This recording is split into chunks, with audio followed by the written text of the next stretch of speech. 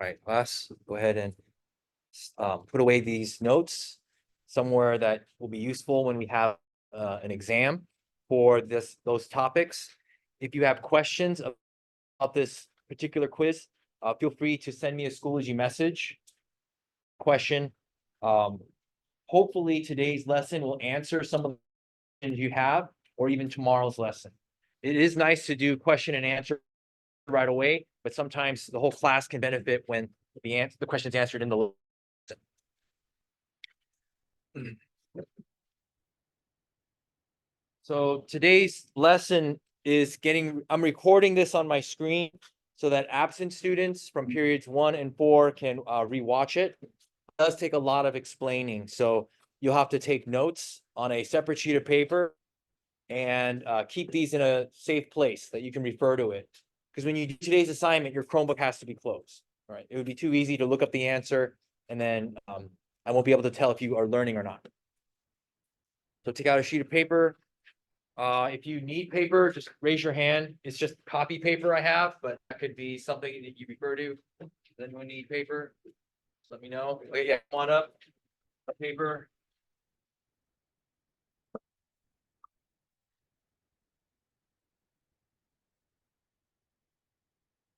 Else.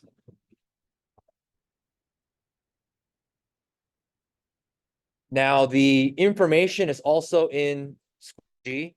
So when you follow along, you can refer to it instead of looking at my screen, because some of you are sitting kind of far from the screen. So if you go to Schoology lectures under day 3, you'll see 3 topics. All right, acceleration, velocity, and speed. We're going to do acceleration first. So please click on acceleration. And you'll see a word problem. This is how I'm going to teach the math of physics. 4 days a week, we're going to do something similar to this until I find a better method. But for now, we're going to do this, okay? So acceleration is how fast something speeds up or slows down, okay? How fast something speeds up or slow down.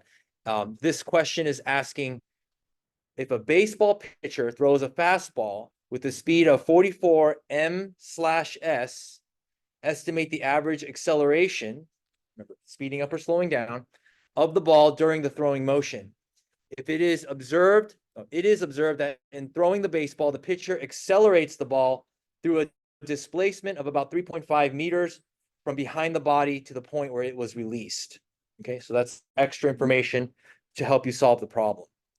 We're trying to find this average acceleration. So before you even write down A equals question mark, I want you to take note of what's given to you already. So far, we have 44 meters per second. So everyone make that note.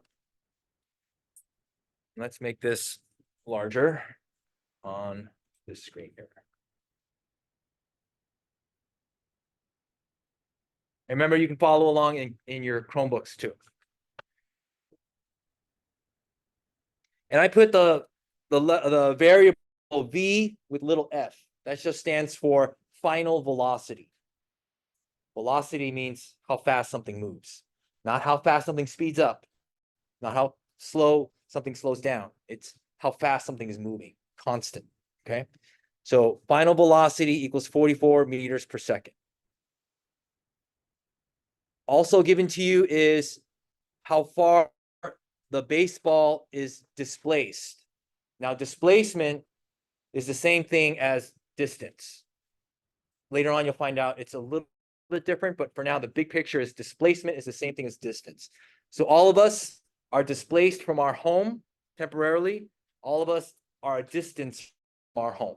Okay, so try to think of those as the same thing. So displacement can be represented as x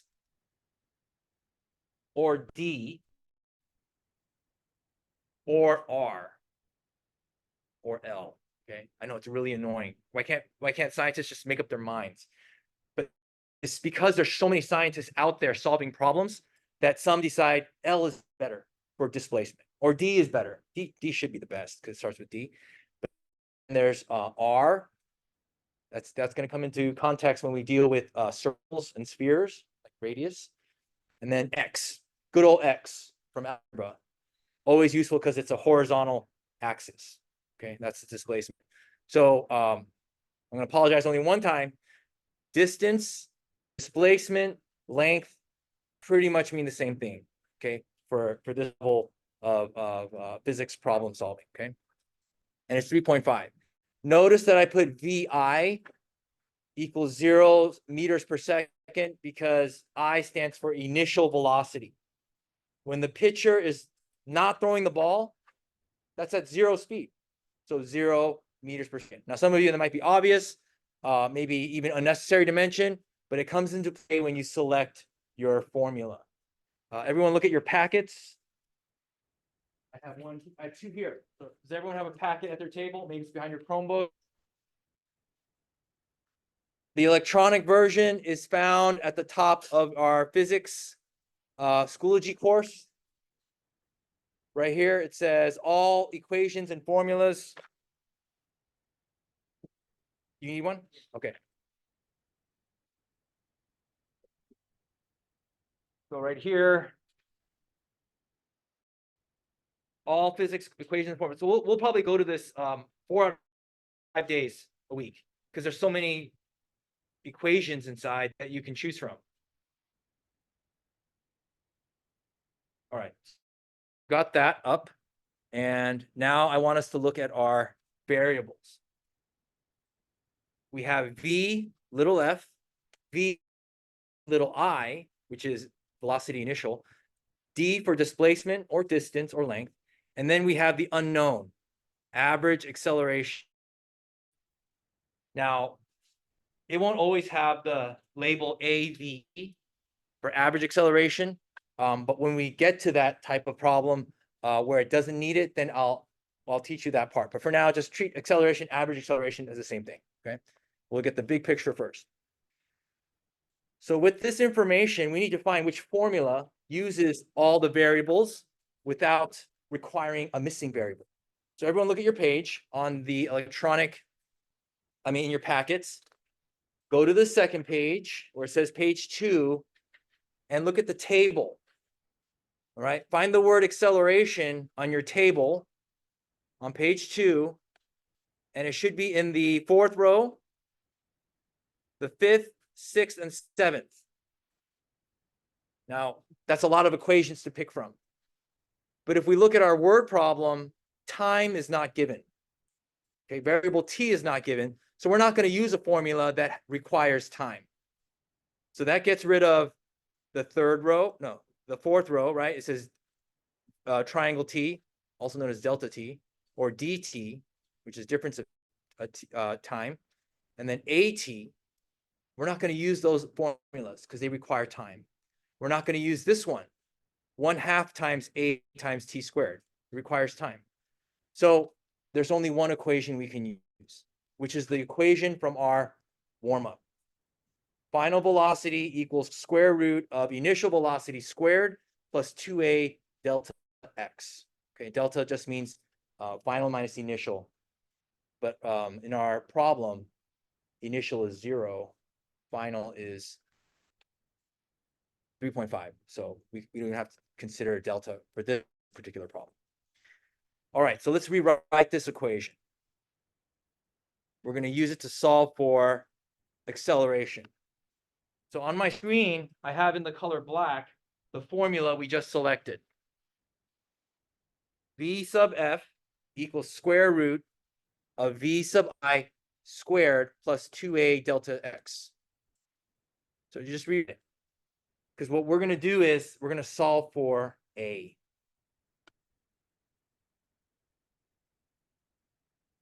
Don't copy the red part. Not yet. The red part is a step we're going to take to solve for a.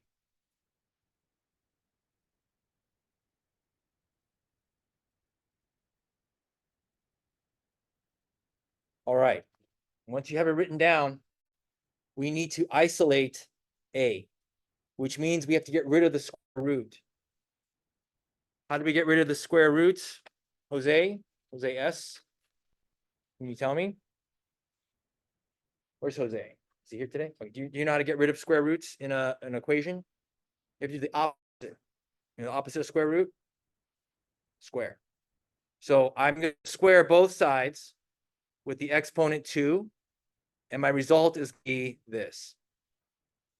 V sub f squared equals v sub I squared plus 2a delta x. But we're not done. We still have to solve for a.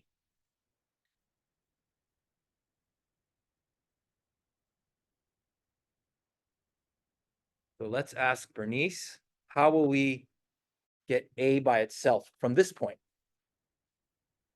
Where's Bernice? You here today? Okay. How about Michael Serrano? Do you know how we can, what the next step is to get rid of something on this side and put it on that side? Let's do a subtraction. Subtract whatever's being added on the right sides. Subtract negative, no, not negative, minus v sub I squared to both sides so that it's no longer on this side. And then the result's going to be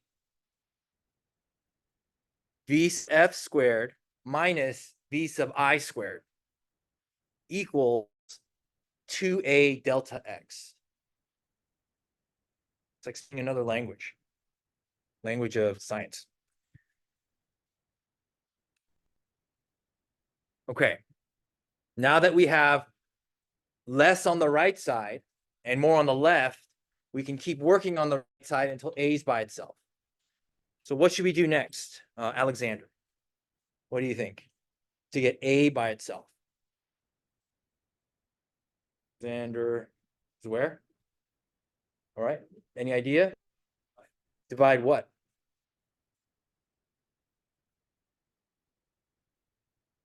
Well, we don't want to move a. A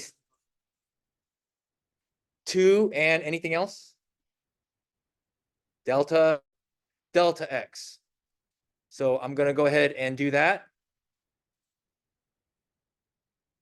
And that'll cancel out the 2 and the delta x on the right, giving us the formula for a. So now we have v sub f squared minus v sub I squared divided by 2 delta x. Now we just plug in like our math teachers, like how our math teachers taught us.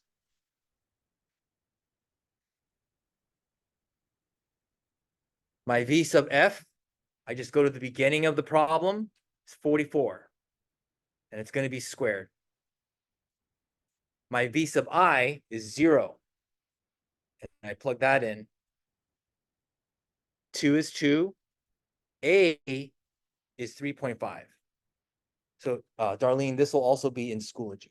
If you want to copy your screen, it'll be a lot easier to go back to your paper. So now we can do basic arithmetic. Let me ask Angel, what's 44 squared and 7 times 3.5? Tell me what you get. If anyone needs a calculator, come get a calculator. We do get shuffled during chemistry. So 44 squared. Where's Angel? Okay, can you do it for us? 44 squared, and then 2 times 3.5.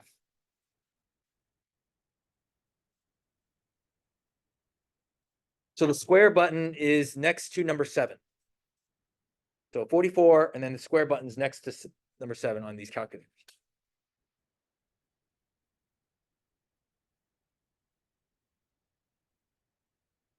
Did you get 44 squared? What'd you get?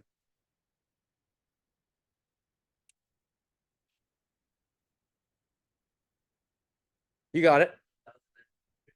Yeah, good. And then what's 2 times 3.5? Or 3.5? 3.5.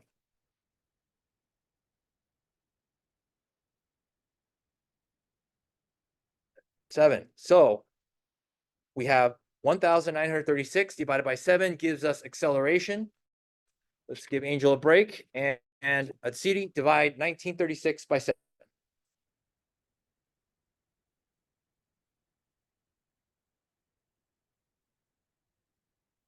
by 7, yeah, just like the screen shows.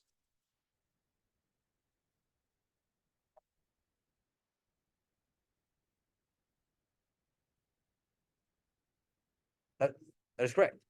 So all that work to get this number. Now, when do you stop writing down the number is probably what you're wondering.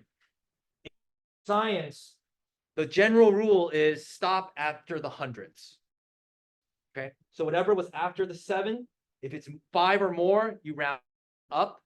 If it's 4 or less, you just leave the number as it is. And since it was 4 or less, when a CD read the number, we just leave it at 270.57.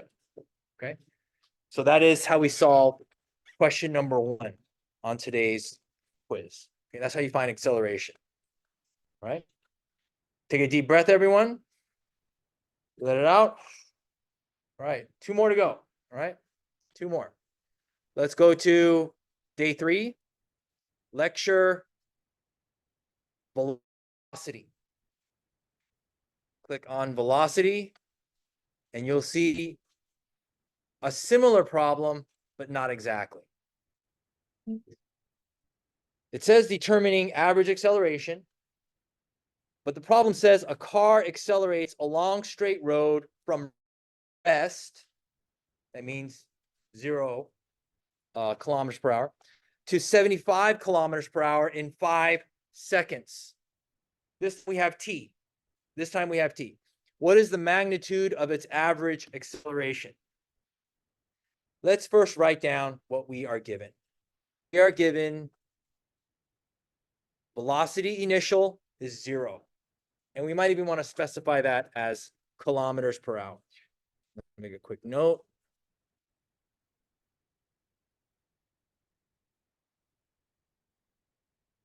Because it said right here from rest. Question. We're now looking at velocity.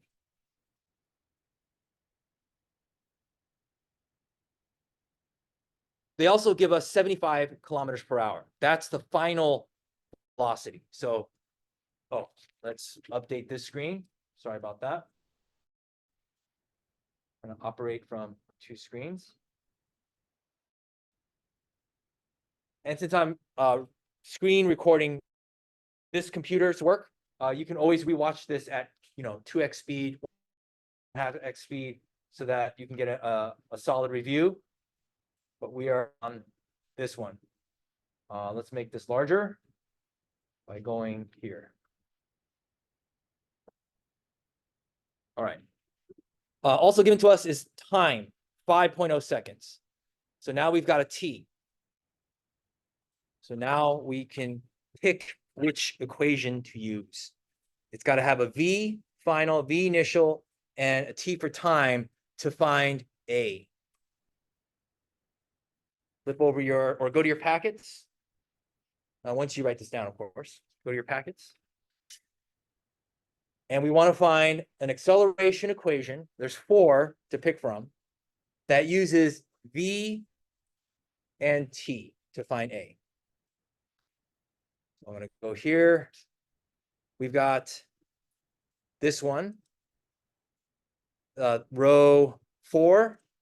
We have row 5, and we have row 6. Okay, we have 3. But this one actually says average acceleration, just like our problem specifies. So let's go with that one. And it uses t and v. So this is our equation. A equals delta v over delta t.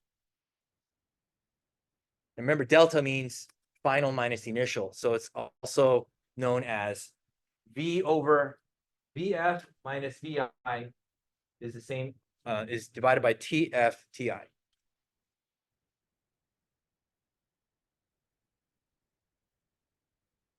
I think that's all I wrote for that top block. Okay, so now let's get to our plugging into the equation. But here we have a problem. My t is in seconds, and my v sub f is in hours. And also, when you find acceleration, it needs to be in meters per second. That's how most things are measured. And you have to go with the majority, otherwise you can just invent your own science and then do kilometers per second. But as your physics teacher, as a physics student, we have to find out what the majority does, and then we move on to inventing our own things. So I'm going to convert kilometer per hour into meters per second. A lot of you attempted to solve conversions on yesterday's physics quiz, and it was a noble attempt. This is one way to convert your units, okay? Everyone write 75 km over 1 hour. That's the same thing as 75 km per hour. So everyone write that down on your notes after you've gotten the formula and the given information.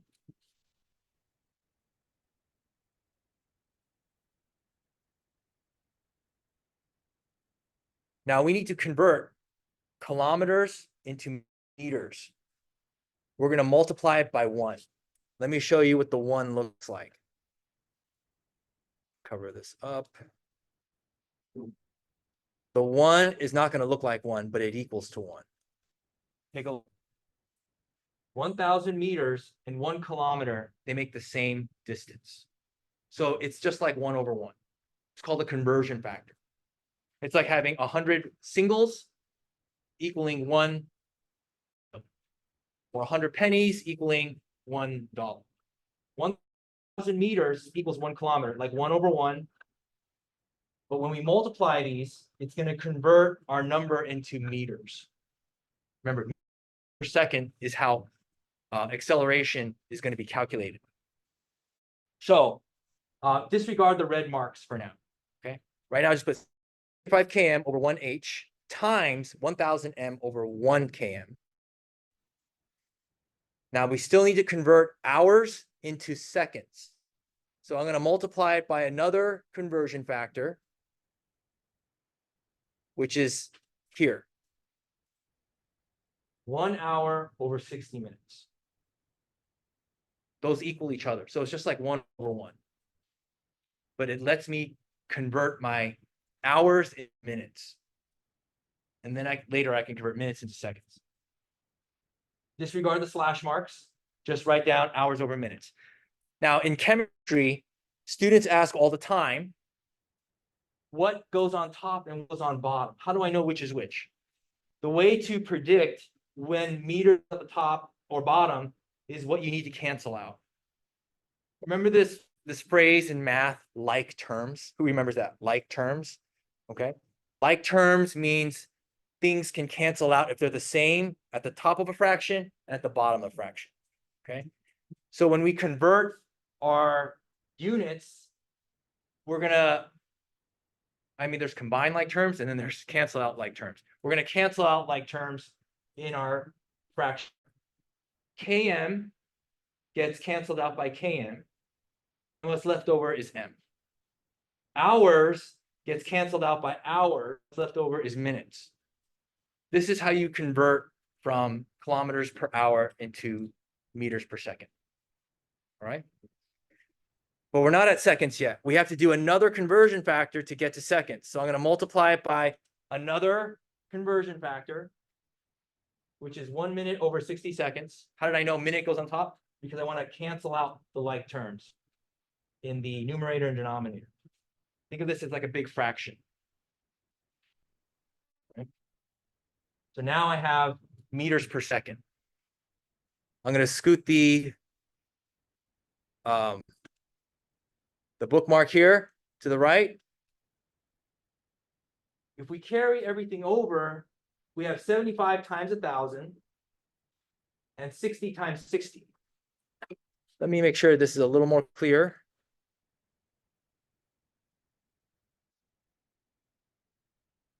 And I'm going to, and meters and seconds, right? Carry everything over. Let's have a student do the calculation for us. Going to be Jack. Give me 75 times 1,000 and 60 times 60. Oh, did you go to the restroom? Is that Jack? Jack is here. So 75 times 1,000. 75,000, and then 60 times 60.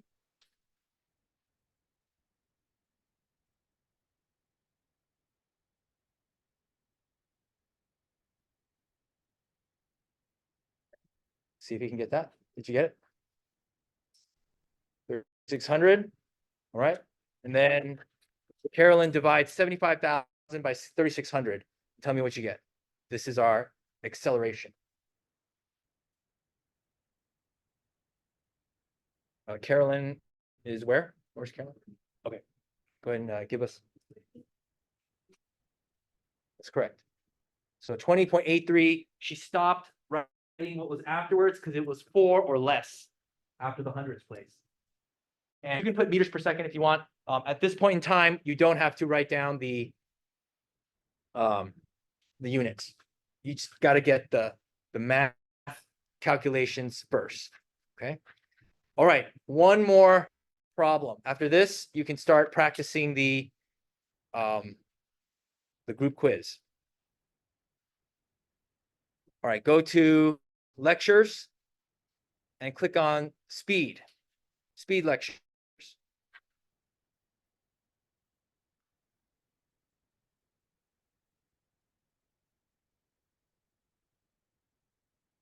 You guys are doing great.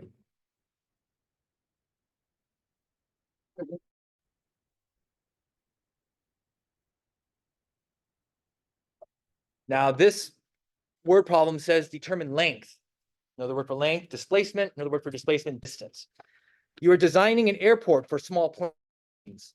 One kind of airplane that might use this airfield must reach a speed before takeoff of at least 27.8 meters per second, or 100 kilometers per hour, and can accelerate at 2.00 meters per second squared. If the runway is 150 meters long, can this airplane reach proper speed to take off? If not, what minimum length must the runway have? So let's write down what we know. Okay, before we get overwhelmed, let's just start listing it out. First, they give us 27.8 meters per second, and that's from 0, right? All airplanes stop at one point and then they speed up. So we'll put 27.8 for final velocity, and we'll put 0 for v sub I.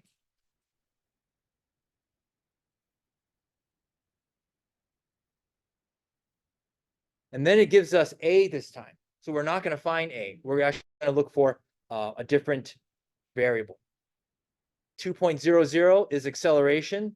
So we can finally say A equals 2.00. And we're trying to find what is the proper speed in order to take off if the runway is 150 meters. So 150 meters is our runway.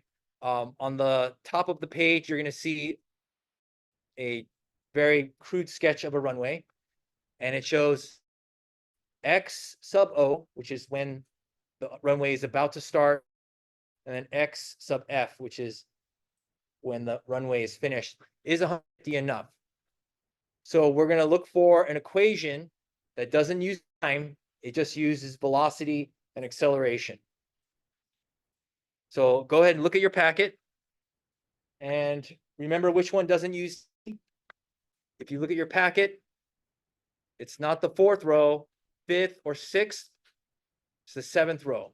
Okay, the good old square root equation from our warm-up. That does not use t, so we know we can use that for this particular problem. So let's write that out.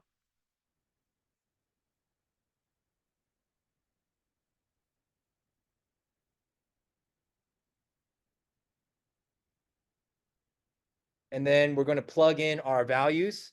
So v sub f equals square root of v sub I squared plus 2a delta t. Our v sub f is what we're looking for. V sub I is going to be 0.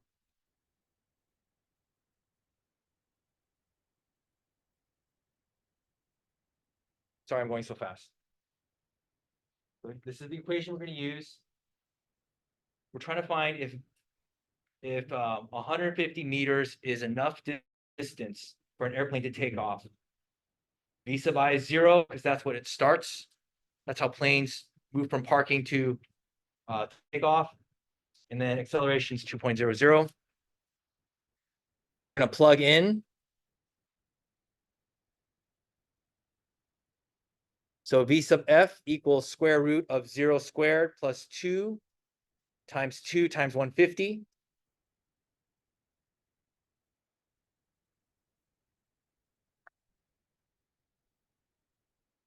And write that down.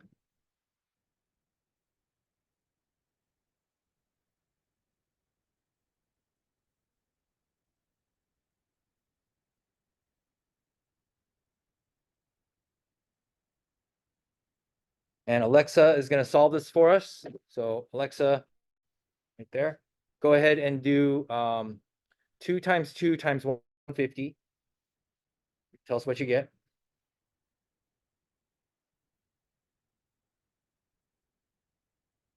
Right? And do the square root of 600. So square root, everyone, is the light blue button in the upper left. Hit that. Then hit the square button for square root. And then put 600 in. I'll repeat that. To find square root, you click the upper left-hand button that's light blue, second. And then click X2 next to number 7. And then put in 600. What do you get, Alexa?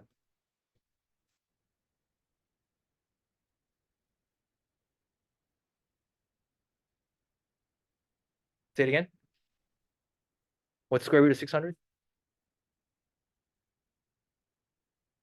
You get 20 something? Try it again. Try it again. So square root of 600. I will try it again here. How about now? Try it.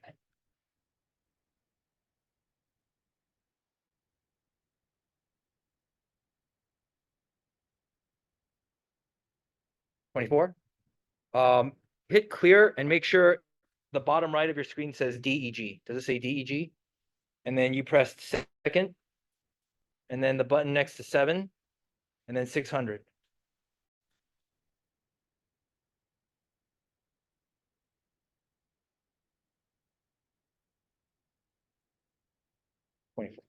Okay, 24.50 if we round up.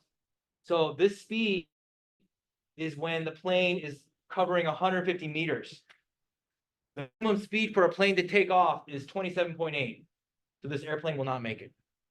So engineers can make that type of prediction based on the formula physics. The second part of this question is, what's the minimum length the runway must have? So let's say the plane did go fast enough. Let's say the acceleration is 2, and we want to know what x sub f is. We're going to solve for x sub f. So we need our original equation, v sub f equals square root of v sub I squared plus 2ax. And then you're going to get x by itself this time. So let me ask Pedro, how do we get x by itself? What's the first step? Pedro Mendoza? Pedro? Are you here? Okay.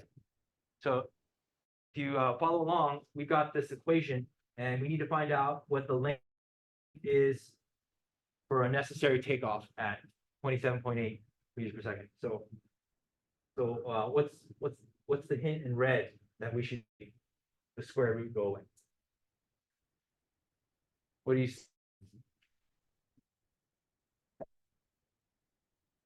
What number? What exponent is put onto the right side and the left?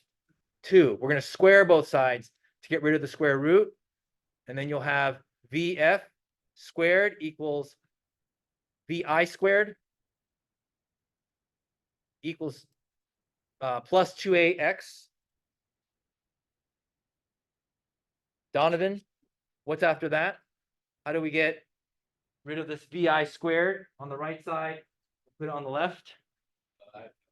Okay, so let's take a look at our previous assignment. So Donovan, if you look at our acceleration problem, we did some kind of math here to get rid of the v sub I squared. Can you describe that? kind of math does that look like? That was done to both sides. Subtraction on each side. Subtraction of v sub I squared, because we want x by itself in this particular problem. So go ahead and do that next. And what's left over is v sub f squared minus v sub I squared equals 2a delta x. Adrian, take us home with this next step. Where's Adrian? Okay, all right, Adrian, what should we do to get x by itself? Similar to getting a by itself in our first problem. Okay, so if 2 times a times x is what's happening, how do we undo multiplication so that this cancels out and goes on this side? Division. And we're going to divide by 2a. So everyone take your 2a, divide it to both sides. And now we have a formula to solve for the runway. I'm not going to read that out loud, okay? Just look at it and circle it. Let's plug in. V sub f squared is 27.8. V sub I is 0 because the plane wasn't moving before it took off. 2a is 2 times acceleration, which is 2. And now we just do our basic arithmetic. Kayla, give us 27.8 squared. And then give us 2 times 2.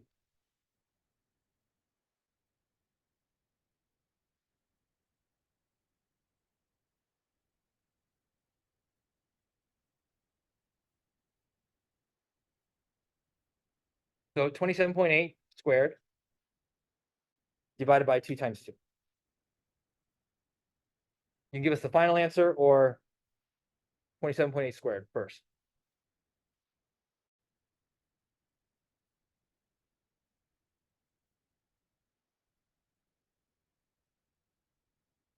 It's in your calculator. Put 27.8 and then click the X2 button next to 7. Did you do that? What'd you get? So 27.8 squared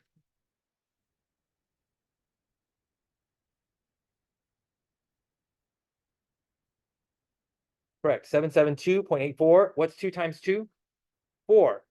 And then divide that out for us. 772.84 divided by 4 gives us the length of the runway for an airplane to take off.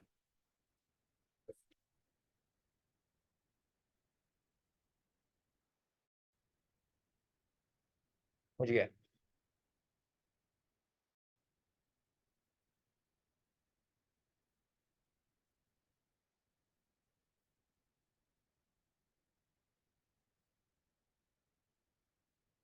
That's correct. 193.21. Stop at the hundredths. That's our runway. Okay, I'm going to stop the recording and escape.